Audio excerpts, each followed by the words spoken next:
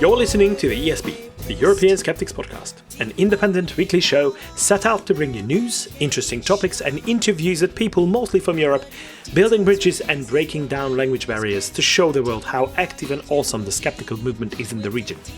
This is episode 536. I'm your host, Andras Pinter, and joining me for the show is my co-host, Pontus Böckman. Sia, Pontus. Hejsan, Andras. How are you? Are you following the World Cup? Not at all. Not at all. Welcome to the Sports Enthusiast podcast. Are you? Are you no. No, okay. Well, no, not really. I am, as many skeptics, I'm very uninterested or disinterested or whatever you call it. No, uninterested in sports of all kinds. Mhm. But I couldn't help to notice that Sweden won the first game with 5-1 against Tunisia. Okay, wait. That is football. I mean, Soccer. what the Americans call soccer, but it's actually football. Yes. American football is not football. It's Yes. handball. Whatever. It is. It is. But the reason it's called foot is not because you use your foot to kick. The reason it's foot, it's because you're not using horses. This is way back. This is at least what I've heard. That may be a myth. But football was what the normal people did, but the aristocrats in the UK or in England, they used horses when they had their games. Anyway, so 5-1 against Tunisia, and then Netherlands did not win over Japan. They played 1-1, I think. These are the four teams in the group, which means that suddenly Sweden has a pretty good situation there, which was totally unexpected. We should probably move on before the tournament goes on, because this will change, I'm pretty sure. Sweden almost did not qualify to the tournament at all, so we have no high hopes, really. But as a Swede, I enjoy the success as it is at the moment anyway. I am absolutely mortified because I have no idea how the Hungarians are doing. I don't even know if we made they are there to the World Cup. I don't know. No, I don't know either. No. So for you people listening, if you're interested in sports, you're on the wrong podcast. You should switch immediately. This is not the podcast for sports. You know what's funny about me being a tour guide in Italy and the UK and countries like that? It's because the people in those countries follow football religiously, right? Yes. And they, to my knowledge at least, they tend to perform pretty well on the games. Now, I take my Hungarian groups there. Obviously, it would be appropriate to talk about football a lot, but I have no idea what to say. Yeah. And it's not like history. For historical facts, you can look them up, you can learn them, and then you can talk about them. But with football, if you're not up to date, it's not worth talking about them at all. I tried to say something about the cultural aspect, but I can never talk about the games and the results and anything. So I just shut up about it. I talk about anything but football.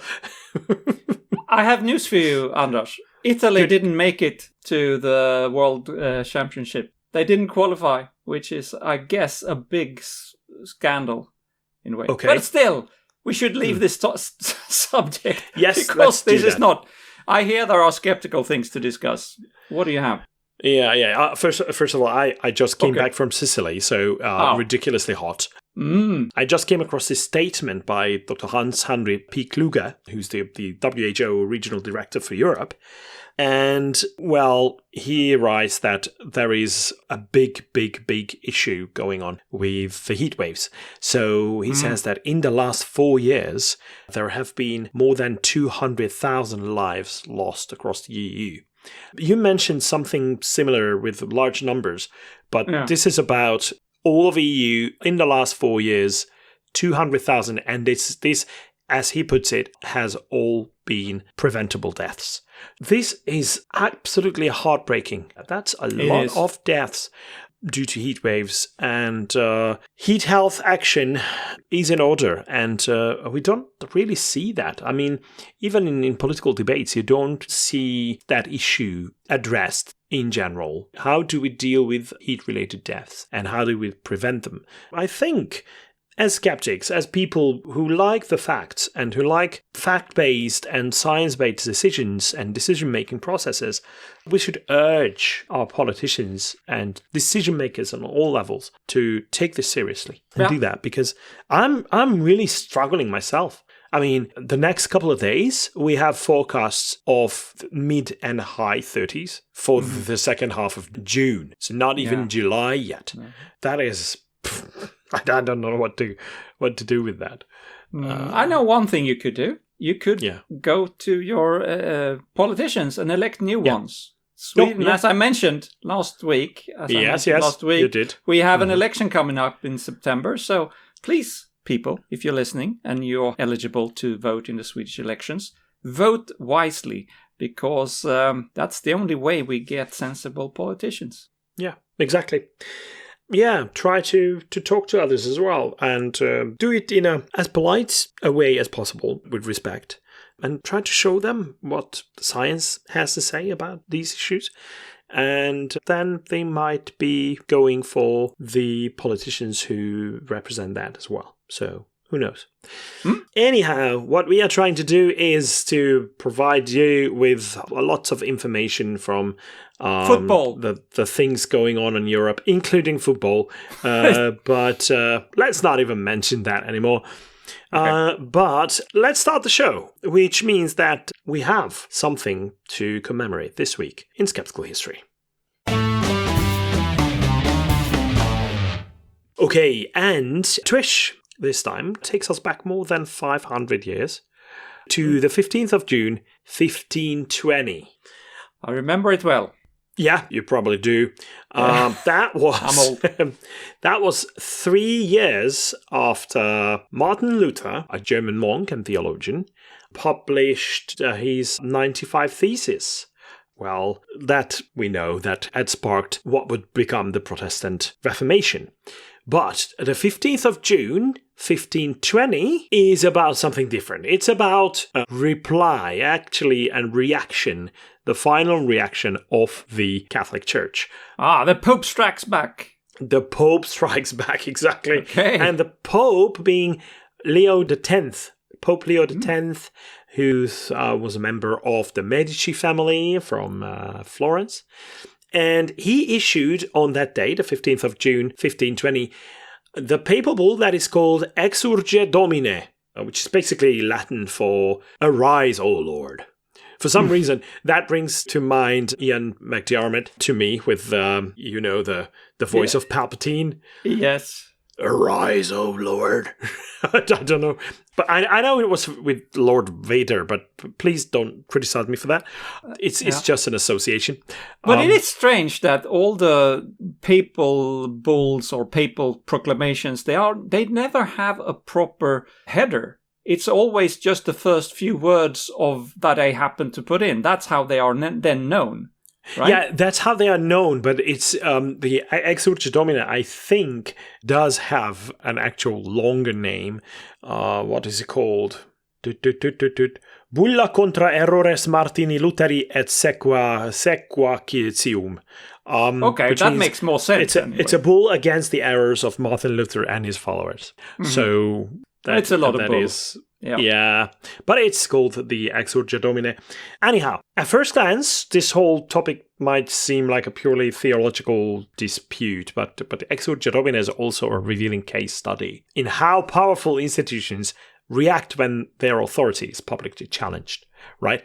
So, what did the bull do? It condemned 41 propositions drawn from Luther's writings, describing them as heretical, scandalous, false, offensive to pious ears, or seductive of simple minds. Oh. Yes, so Luther was given 60 days to recant after the bull reached his region, or face excommunication. The decree also ordered that his books be burnt. Always a sign of good management when you yes, or leadership yes. when you decide to burn books. Yeah, at least it was not. He was not burned himself. But that came later, a couple of decades later, actually, that the church decided to do that too. However, in 1498, actually, there was a burning at the stake of Girolamo Savonarola in Florence. And that was ordered by Pope Alexander VI. But it was the Medici's city, Florence, so it does have a connection to Pope Leo X. Anyhow, what were the condemned propositions? So among all those, one stands out from a modern skeptical perspective because Luther had argued that, and I quote, "to burn heretics is against the will of the Spirit," end quote. And rather than accepting this position, because why would it be in the spirit of the Spirit? The papal bull explicitly condemned this position. So if you think about it, that means that the highest authorities in Western Christendom formally rejected the idea that executing people for their beliefs was contrary to God's will. So it's really a broader pattern, really familiar throughout the history of ideas, that the use of institutional authority, censorship, and punishment to suppress other people's other views, rather than engaging with Luther as an equal participant in open inquiry, the church relied on his power to define acceptable belief and enforce that conformity is provided. But Luther was not faint of heart, so his response was characteristically defiant. On the 10th of December, 1520, in Wittenberg, he publicly burned a copy of Exsurge Domine.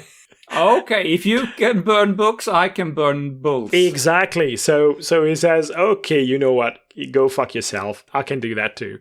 And he put it together with a couple of volumes of canon law, and lit them. His refusal to recant his thesis led to his formal excommunication the following January through the bull Decet Romanum Pontificem. But I think we did feature that event we probably did. Episode 460. Yeah. How he was Sounds excommunicated. Familiar. Yes. So why I wanted to mention this on This Week in Skeptical History is that because Exsurge Domine marks an important moment in the long struggle between authority and intellectual freedom. While Luther himself was not a modern advocate of free thought, it was still in the age of, the Renaissance, basically. The controversy highlighted the limits of centralized control over ideas. So the recently invented printing press allowed his arguments to spread across Europe faster than traditional mechanisms of censorship could contain them. Yeah, so even if a couple of copies were burned, they were spreading like wildfire. And especially in the areas where current Germany lies, it's become the predominant religious affiliation. So the followers of the Reformation, they have grown extensively. And that really led to a couple of issues, big issues with the Catholic Church. The episode also foreshadowed later conflicts between religious authority and emerging scientific ideas. So that's the other reason why I think it's worth mentioning here on This Week in Skeptical History. Because, you have to admit that the circumstances differed. Some of the same institutional mechanisms, on the other hand, were used to police theological deviation from the norm, so to speak. They would later be employed against controversial scientific works and thinkers, including Galileo Galilei, Giordano Bruno, prior to Galilei. So it was like a mechanism, like a machine that has been in development recently when it came to Giordano Bruno and the Galilei case as well. So ultimately, Exsurge Domine is basically a reminder for all of us that claims should stand or fall on evidence and argument rather than authority alone.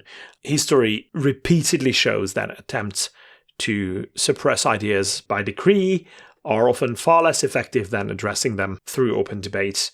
And that is, I think, an important skeptical lesson to learn, even if the topic itself is religious. All right. Yeah. I mean, it's fascinating. It is very much a technological revolution that happened in the 1500s It was, yeah. You can compare it with the arrival of the internet, because suddenly people had a possibility to spread their point of view in a way that wasn't possible before, because, it took a year maybe to copy a book by hand, but if you could just release thousands of them at the same time, suddenly you could reach people.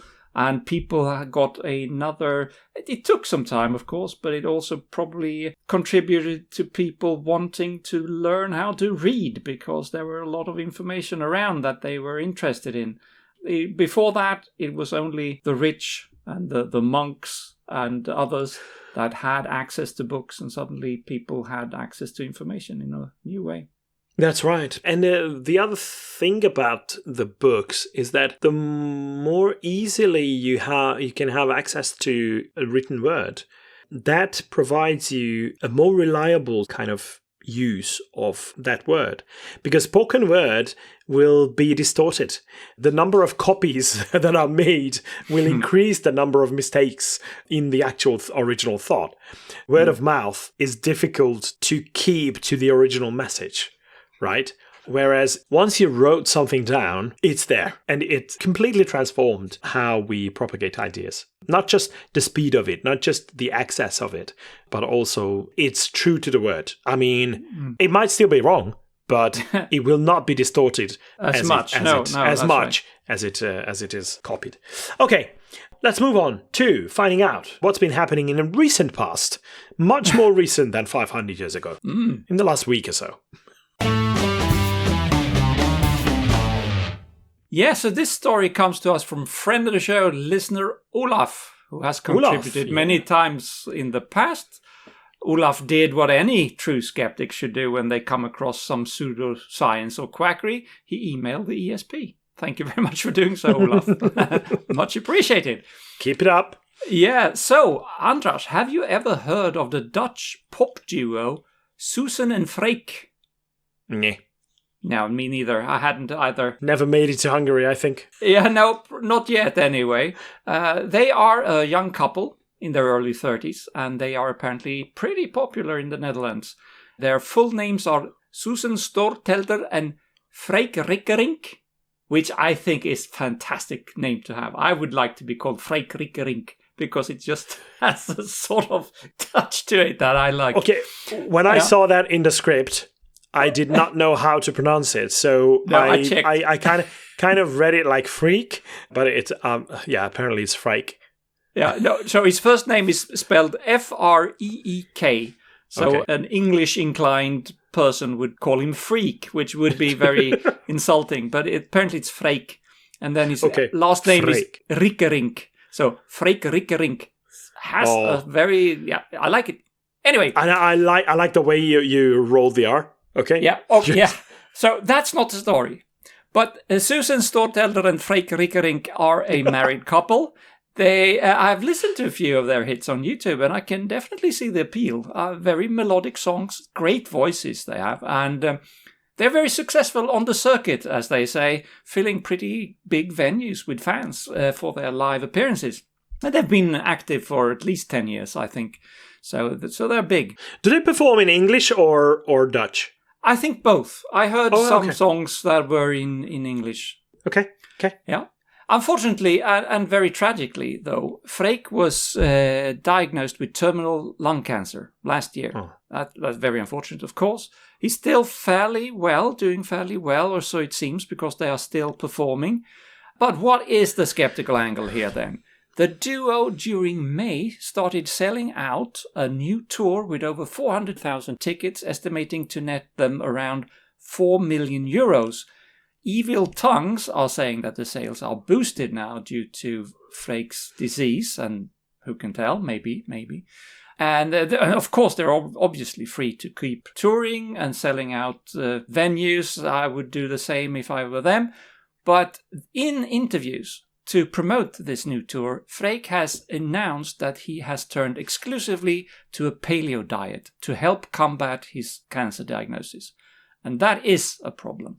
Mm-hmm. I think most listeners are familiar with what the paleo diet is, but if not, it's the notion that we humans would be better off if we ate the same things as we did back in the quote-unquote Stone Age, so before 10,000 years or so. The argument for this is that we have evolved to eat like that, and that any diets that have developed after that are new, they are unnatural, and therefore not healthy for us. And that may sound appealing at first glance, but it has no real basis in reality. The paleo diet strictly eliminates any foods associated with modern farming, including dairy, food processing. A paleo diet should consist of lean meats, fish, eggs, fruits and veggies, nuts and seeds, tubers such as jams, turnips and sweet potatoes, but famously not ordinary potatoes because they were introduced into the diet as an agricultural thing much later. So that's a no-no. Now, eating a diet like that has potential drawbacks. The focus on meat makes it expensive.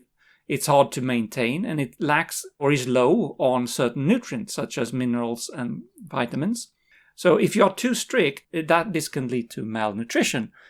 It's not environmentally sustainable either because of the high focus on animal-based food. But fundamentally also, the thinking is wrong. People in the quote-unquote Stone Age were not healthier than we are now, first of all. In fact, they didn't live nearly as long as we do, although that was due to many factors, not just what they ate. But also, people back then didn't keep a strict diet like that because it was fun. I mean, good food was generally very scarce, so you had to eat whatever you could get your hands on. If you lived by a lake or a sea, you had a lot of fish and seafood. Hunter-gatherers collected many different types of food depending on where they lived and what time of year it was also. Some things they found were nutritious and good. Other things could be pretty bad, but they had to eat it because it was the only thing that was lying around. They couldn't afford to be choosy like this. And to claim that all new food or cultivated food is bad for you is also pretty baseless. A diet of only French fries is obviously not healthy. But that doesn't mean that potatoes in all forms are preventing you from quote-unquote healing your cancer. So if Freek's condition really is terminal, and I have no reason to doubt that, that's very tragic. He's of course free to do whatever he wants to, but when a celebrity like him, with hundreds of thousands of fans, endorses pseudoscience and alternative nonsense like the paleo diet, that is problematic. Yeah, this is indeed. Well, the other thing, when celebrities are using their influence, and that becomes problematic, is when they incite violence. You mentioned last week, you did give out the really wrong award to Tommy Robinson, who really cynically exploited the tragic attack in Northern Ireland. But what was that tragic attack? So it's basically an unrest in Belfast, Northern Ireland, and that was following a horrific knife attack allegedly perpetrated by Sudanese national Hadi al-Odid. But what happened was the graphic video footage of the incident went viral, and that sparked a wave of anti-immigrant rhetoric that immediately flooded platforms like X and Telegram. And obviously, people like Tommy Robinson and far-right figures rapidly amplified the narrative and framing it as a symptom of a wider immigration crisis. And local bad faith actors took it a step further, utilizing even AI-generated imagery and sharing lists of home addresses suspected of housing migrants. The result was 2 consecutive nights of public disorder and racist violence. So if you didn't listen to what Pontus had to say last week, that is basically a wrap-up of what happened. It was terrible. It was like masked individuals setting fire to supermarkets, targeting homes, and even stopping cars to demand drivers' nationalities, leaving many minority residents too frightened to return to their homes.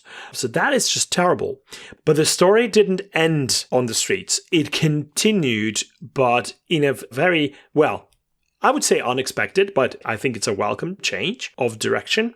Because in the days following the riot, thousands of people turned out for the largest anti-racism rallies ever seen in Belfast. Gathering outside the city hall with all kinds of different signs, some of them reading, "Hate is the only threat to our streets." Organized by the group Unite Against Racism, the massive demonstrations aimed to send a clear message that the vast majority of the population does not support the anti-immigrant rioters. But while community groups are working tirelessly to rehouse families that have been displaced because of these riots, human rights organizations like Amnesty International have criticized Northern Ireland's authorities. They note that this is the third consecutive summer of racist violence in the region, and they argue that political leaders have relied on empty words of condemnation rather than preparing for the predictable consequences of this kind of online radicalization using AI and all kinds of tools that are there to spread misinformation. I think when it comes to social media algorithms and unverified viral content, we shouldn't forget that these can be used to weaponize raw emotion, especially fear, to fuel a pre-existing anti-immigration agenda. And unfortunately, this is playing to the hands of the political actors that have built their whole political careers on this. Obviously, I'm talking about political actors like Reform UK, because they are peddling these anti-immigrant sentiments that don't make any sense whatsoever. But they can be used very easily to manipulate people. And digital networks can rapidly orchestrate or help other people orchestrate violent acts, and that should not be allowed. So authorities should be monitoring those platforms much more closely, because they do not necessarily reflect the true consensus of the community, and yet everyone suffers from it. We have to deal with that.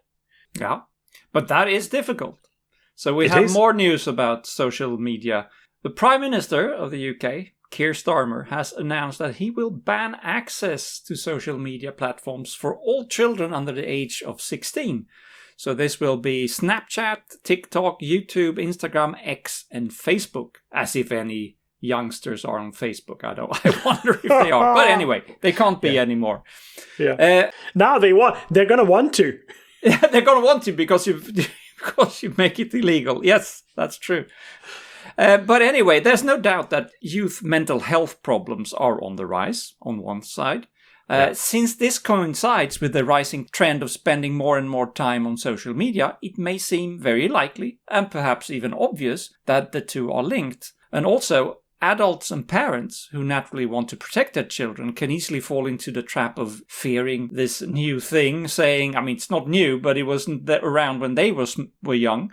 So they can say, I never spent so much time in front of a screen when I was young, so it can't be healthy, right? That's a normal, expected reaction anyway. Except that they probably did spend a lot of time in front of screens when they were young, but it was a TV screen rather than iPad, and their parents were probably worried that the screen time couldn't be good for you. That's probably a bad thing. But obviously we can't dismiss all concern about social media using such hand-waving statements. There are a huge number of credible anecdotes and even evidence that at least in some cases young people have had terrible experiences with social media and they continue to do so.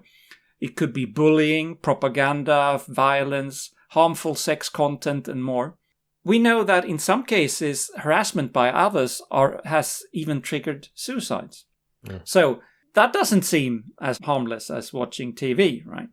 Yeah. On the other hand, there could be good effects from using social media as well. One recent study called Social Media Use and Well-Being Across Adolescent Development followed more than 100,000 Australian adolescents for 3 years. It found that moderate social media use was associated with positive well-being. Another large-scale study from 2022 highlights the positive relationship between adolescent self-esteem and using social media for social support. But it is a complex topic to research because people are complex and there are so many potential confounding factors here. There's an article in The Conversation that we will link to that looked into this, and they found that this example when analyzing a data set of nearly 3,000 15 and 16-year-olds living in the west of Ireland. So we'll hope that west of Ireland is representative for the rest of the world, but it should be, I guess. So, comparing the amount of time that teenage boys spent on social media with number of hours engaging in physical exercise, there was a positive correlation. So, More time on social media also meant more time exercising, which is a little bit surprising, but that's what they found. However, when ethnicity and family wealth were removed as control variables from this analysis, that statistical connection disappeared. So there was no longer a connection. And when all control variables were removed or controlled for, such as age and school grade, the relationship between social media and physical activity for boys became negative. So this is hard to study.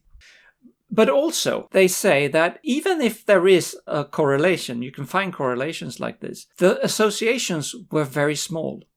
The article concludes by saying that there seems to be, on average, a small negative effect of teenagers using social media, but it is small.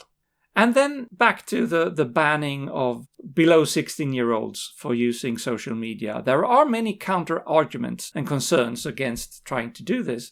One is that you're trying to fix the symptoms rather than the problem with social media. It could maybe drive children to less safe platforms that are not regulated. Also, you are removing the children from the platform rather than the platform from the children, right? If you see what I mean. You could say that you should fix the platform rather than just ban people who want to use it. The evidence, as I said, are not very hard, not as hard as you think they would be. And yes, social media could be a place where marginalized children find bullies, right? Yeah. But for many other marginalized children, it's also a great way to find friends. So it can remove safe places as well as it removes toxic places. Then, how do you enforce it? It's very easy to circumvent it. You can use VPN. Australia implemented a ban like this, I think it was in December. And if I'm not misremembering, more than 90% of all children are still on social media because they can't enforce it and they go around it with VPNs. I mean, any 12-year-old knows how to manipulate their computer to do what they want them to do, right? Yeah. Also, it could be argued that banning teenagers reduces the responsibility for the platforms to keep them clean for children. So if children can't access them anymore, so okay, then we don't have to regulate anything anymore. So I don't know where I stand. This is a complex issue. I don't like a ban. I think that's a clumsy way of doing it. I do understand the concerns and the problems. So if you can pull this off, there might be small positive net effects, but it could also be very different from person to person. If the primary goal is healthier, happier teens, you could have other interventions. Targeting things do have a big influence, a positive one, like safe school environments, strong family support, and prevention of bullying in real life. That is very much things that you could do and probably has bigger effects than trying to ban teenagers from social media, which they will probably quite easily get around anyway. Okay, so regulations are there to tackle an issue, tackle a problem, try to find a solution to the problem, right?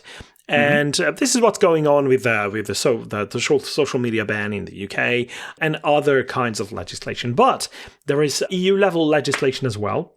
And the European Union is currently wrestling with how to police artificial intelligence. And there is a bit of an alliance of secular humanists and major religious leaders that I have to say is pretty unusual because they seem to be uniting in the European Union with a message to lawmakers that we should stop focusing on what AI can do and start protecting human interests and start to think about what it should do for us. Humanist organizations seem to be stepping up a bit of pressure on European regulators, urging them to put human well-being and democratic oversight at the center of upcoming tech legislation in this way. So there was a high-level dialogue in the European Parliament on the 9th of June with representatives from Humanists UK and Humanists International, and they warned that current regulations are leaving vulnerable people exposed. The push is built on the 2025 Luxembourg Declaration on AI and Human Values. That is a framework that demands that tech actually serves human rights over commercial interests. Surprisingly, the meeting revealed a massive consensus, as I said earlier, because not only secular groups, but UNICEF and representatives from the Catholic, Jewish, Muslim, and Buddhist faith, they all united in this, agreeing that AI must support, not replace, human judgment. Liam Whitten, the director of Advancing Humanism at Humanists UK and a principal architect of the declaration, directly warned MEPs of 3 critical flaws in Europe's current strategy. First of all, the danger of so-called digital companion apps is very serious. Marketed to lonely or vulnerable people, these conversational bots are currently classed as limited risk by the EU. Yet, Whitten noted that they are already linked to worsening mental health and even suicide attempts. Humanists argue that automated text strings from large language models are a dangerous substitute for genuine human empathy or help. The second critical flaw in Europe's current strategy is proposals to delay enforcement of the 2024 AI Act's high-risk provisions by up to 26 months is a mistake. Whitten warned that this leaves a dangerous window for unregulated AI to become deeply embedded in hospitals, for example, because that's one of the fields that is growing the fastest. And if it quietly takes over triage, diagnostics, and staffing before safeguards are active, this could lead to all kinds of unforeseen consequences. It should be dealt with a lot of care. And there's a third issue. MEPs were urged not to back down on AI literacy, arguing that rampant misinformation requires stricter public education mandates for tech companies and not weaker ones. So education is key. We need to help people realize what's going on and try to manage through the disinformation that is being spread online with the use of AI as well. So, Humanists UK and Humanists International are urging the European Parliament to adopt a continuous structured consultation with civil society, including humanist organizations, obviously. They point to the UK's AI Faith and Civil Society Commission, which is a successful model. That group includes prominent AI expert Professor Kate Devlin, who also advised on the Luxembourg Declaration back in the end of 2025. So when it comes to tech watchdogs and skeptics as well, I think this debate in Brussels, it marks a bit of a shift. The global conversation is moving away from purely technical fixes and toward a value-based, human-centered framework that is absolutely necessary here. What remains as an alternate question, however, is who gets to decide how these technologies shape our lives and what we allow and what we don't, because that decision comes with a lot of responsibility. And we just hope that decision makers will live up to that challenge. Okay, that brings us to the end of the news round, which means that we are about to find out who's been really wrong lately. Yes, so now we're going to talk about conversion therapy, which is a topic that comes up once in a while. Yeah. Back in 2024, there was a European Citizens Initiative sent to the EU. So that's something, if you get, I think you need to get 1 million signatures to do something that. like that. And then they have to respond to this. So 2 years later, now European Commission has replied. But first, about the initiative, they called for the European Commission to propose a binding legal ban on conversion practices targeting LGBTQ plus citizens in the European Union. End quote. So first, if people, I think we've talked about conversion therapy quite a lot, but this is where you try to change somebody's person in a way. It could be your sexual orientation, your gender identity, or your gender expression. These interventions or therapies, so-called interventions and therapies, they do not work. You can't beat, and sometimes it's quite literally what they do, beat your sexual orientation out of you. even if you may feel, some people feel that you would like to be like the others and you don't want to be gay, for instance. I'm sorry, there's nothing you can do about it. And it is the rest of us who should accept that it's quite okay. You can do that. You can be that. That's not a problem. We should not try to force people. But a lot of religious people and fundamental conservative people, mostly it's religious people, they think that this is not normal. This is something you have to change, and you may feel that you have to do that. And you may even agree to be submitted to this kind of treatments, or I shouldn't call them treatments, abuse rather.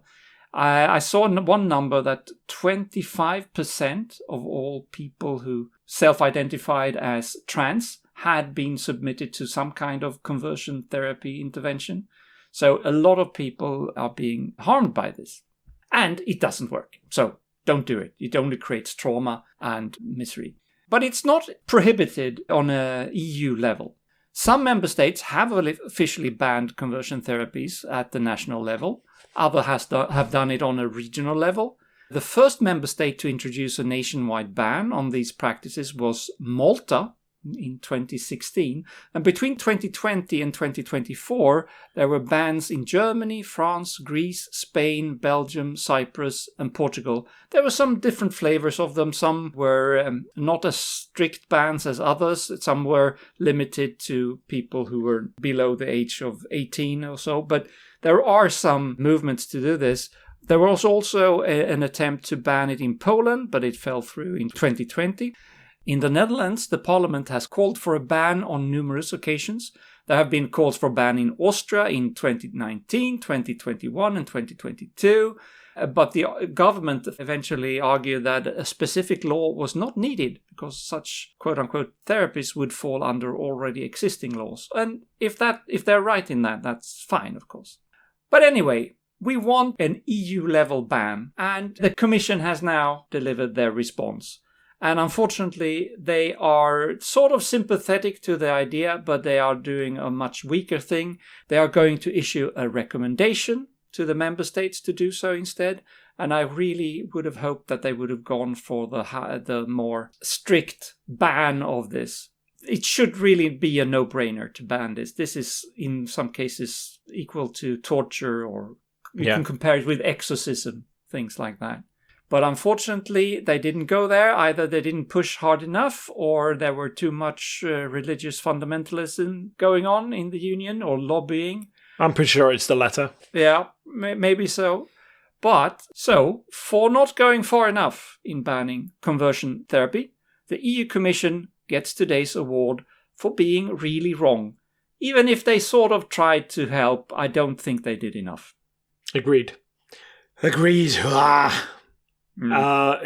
can ban a lot of things, but you cannot go for something that touches on people's religious beliefs. Oh, fuck you. Well, you brought up Luther before, so exactly. Maybe there is hope. It just takes a lot of time. And not that Luther was right about everything. Far from it. Yeah, he still believed in fairy tales. It's just, exactly. It's just a different version of it. Well, or the purer version of the fairy tale. You're taking sides now. Yeah. Okay, so thank you very much for that, Pontus. Mm-hmm. And that brings us to the end of this week's episode, which means that we are about to finish on a quote. And the quote comes from Mr. Bertrand, I don't know why I'm doing that R. Mr. Bertrand Russell. Mm-hmm. And the quote is, "It is undesirable to believe a proposition when there is no ground whatsoever for supposing it true." That's a fancy way of saying don't believe in bullshit. But that's what he means. Exactly, and I agree, of course. So do I. Otherwise, I wouldn't have chosen this. But arguably, Mr. Russell had a more command over his language than I did. So I guess he put it a little bit better. Yeah, he did that for a living. Never mind. So. Yeah. Don't feel bad about it. But that really concludes our episode this week. So I'd like to thank you, Pontus. Thanks a lot. Many, many thanks to our listeners as well for tuning in. Please keep doing so and leave a review. Just get in touch. But whether you do or not, until next week, goodbye. Hej då. Visslat.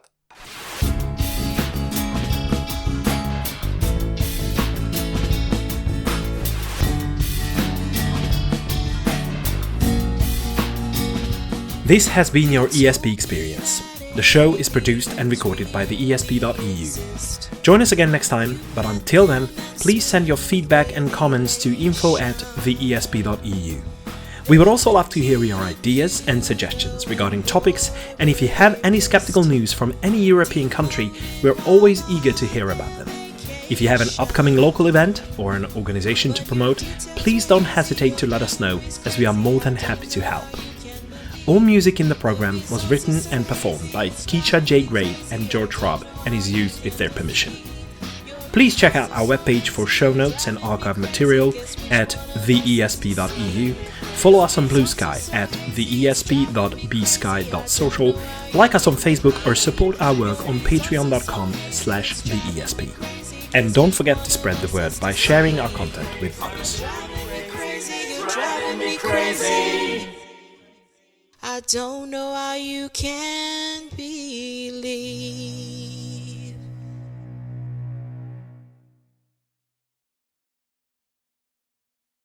The dog is standing in front of the door and looking at me. Is she going to attack? No. Even if she does, it's more like a comedy show. It's a little corgi. Right, okay. You can compare it with the internet in a way, because suddenly people... What? No. No. You cannot. Yeah, I just acknowledged that you can. No, I said you can. Oh. Okay. Then I misunderstood you. What are you saying? Okay, I'll take it again. Once you wrote something down. What's happening? Dog. Okay. Just a second. Sydney! Dog break. Sorry, I'm here. Who's a good dog? Not Sydney. I think this Brussels debate, this debate in Brussels. Yeah, but with that, we are really wrong.